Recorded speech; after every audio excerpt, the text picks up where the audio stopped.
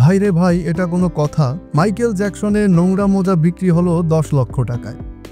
এদিকে কোহলির সঙ্গে ডেটিং প্রসঙ্গে মুখ খুললেন তামান্না ভাটিয়া। প্রথমে আসি মাইকেল জ্যাকসনের কাছে। তারকাদের ব্যবহৃত জিনিস সযত্নে যুগ যুগ ধরে রেখে দেওয়ার ট্রেন্ড নতুন কিছু নয়। ঠিক তেমনই যদি প্রয়াত পপ সম্রাট মাইকেল জ্যাকসনের ব্যবহৃত কোনো জিনিস হঠাৎ হাতে আসে, তবে সেটা সযত্নে রাখার ইচ্ছাকে আর চেপে রাখা যায়? এবার কিং অফ পপের পুরনো মোজা কয়েক লাখ টাকায় বিক্রি হয়েছে। ফ্রান্সের নিলামে উঠেছিল মাইকেল জ্যাকসনের ব্যবহৃত পুরনো এক জোড়া মোজা। অবাক করা বিষয় হলো, এই মোজাটির দাম উঠেছে প্রায় 8,000 মার্কিন ডলার, যা বাংলাদেশি প্রায় 10 লক্ষ টাকা।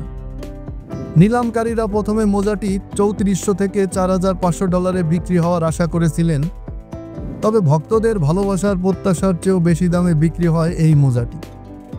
1997 সালে ফ্রান্স ও মাইকেল জ্যাকসনের হিস্ট্রি ওয়ার্ল্ড ট্যুরের কনসার্টে তিনি এই মোজা পরেছিলেন। অনুষ্ঠান শেষে তার ড্রেসিং রুমের বাইরে মোজাটি পরে থাকতে দেখেন এক ব্যক্তি। দীর্ঘ 28 বছর ধরে অত্যন্ত সযত্নে তিনি মোজাটি সংরক্ষণ করে রেখেছিলেন। এদিকে কোহলির সঙ্গে ডেটিং প্রসঙ্গে মুখ খুললেন তামান্না ভাটিয়া। বলিউড এবং দক্ষিণ চলচ্চিত্রে দুই অঙ্গনেই সমান জনপ্রিয়তা অর্জন করেছে তামান্না ভাটিয়া। বর্তমানে দক্ষিণের পাশাপাশি বলিউডেও সুখ্যাতি রয়েছে তার। বিশেষ করে আইটেম গান মানেই তামান্নার উপর আস্থা রাখেন নির্মাতারা। তবে খ্যাতির সঙ্গে সঙ্গে নানা গুজব আর কানাঘুষাও তার পিছু ছাড়েনি। প্রায় সময় প্রেমের গুঞ্জনে শিরোনামে থাকেন এই অভিনেত্রী।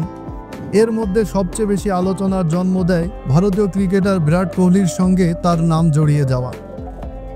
বিরাট কোহলির সঙ্গে সম্পর্কের গুঞ্জন নিয়ে দিল আল্লান টপকে দেওয়া এক সাক্ষাৎকারে তামান্না সাফ জানিয়ে দেন, আমার খুব খারাপ লাগে, কারণ আমি ওকে সত্যিই মাত্র একদিনের জন্য কাছ থেকে দেখেছিলাম। শুটিংয়ের পর আর কোনোদিন বিরাটের সঙ্গে আমার দেখা হয়নি, না আমি ওর সাথে কোনোদিন কথা বলেছি, না কোনোদিন দেখা করেছি।